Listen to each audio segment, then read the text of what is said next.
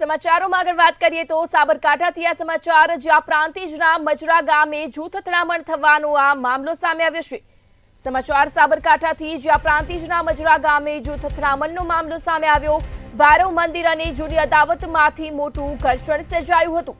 જૂથ અથડામણમાં સરપંચ સહિત 8 લોકોને ઈજાઓ પહોંચી છે। જો અથડામણમાં સામેલ 25 થી 30 લોકોને પોલીસે રાઉન્ડ અપ કર્યા હતા। દિવાળીને લઈ 3 દિવસ મંદિરના ચોકમાં ગરબાનું આયોજન કરવામાં આવ્યું હતું।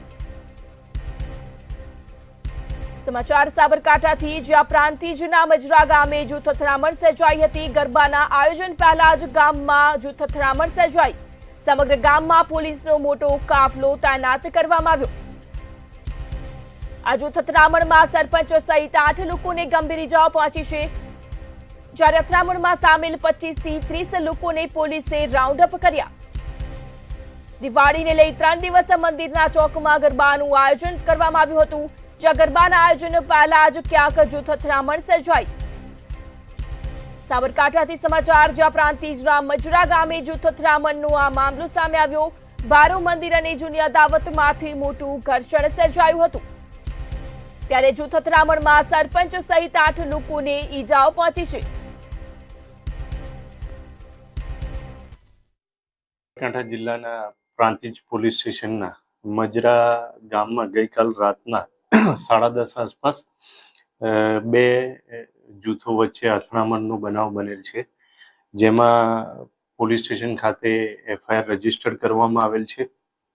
FIRમાં ઈજા, વ્યથા, મહાવ્યથા, હુલ્લડ, ગેરકાયદેસર મંડળી વગેરે અંતર્ગત ગુનો રજીસ્ટર કરવામાં આવેલ છે।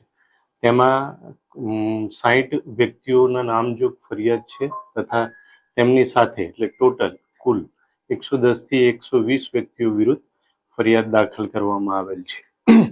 આ બનાવની વિગત એ પ્રમાણેની છે કે ભૈરવનાથ મંદિર છે ત્યાં ગામમાં એનો વહીવટ ગયા વર્ષ સુધી એક જૂથ કરતું હતું, આ વખતે બીજું જૂથ કરી રહ્યું છે।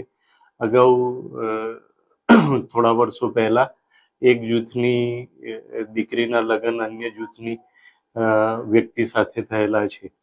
આ જૂની અદાવત બાબતે આ બનાવ બનવા પામેલ છે। હાલ પોલીસ બંદોબસ્ત ગામમાં ચાલુ છે અને સંપૂર્ણ શાંતિ છે। બનાવમાં આશરે 10 થી વધુ વ્યક્તિઓને ઈજા થયેલી છે તથા 20 થી વધુ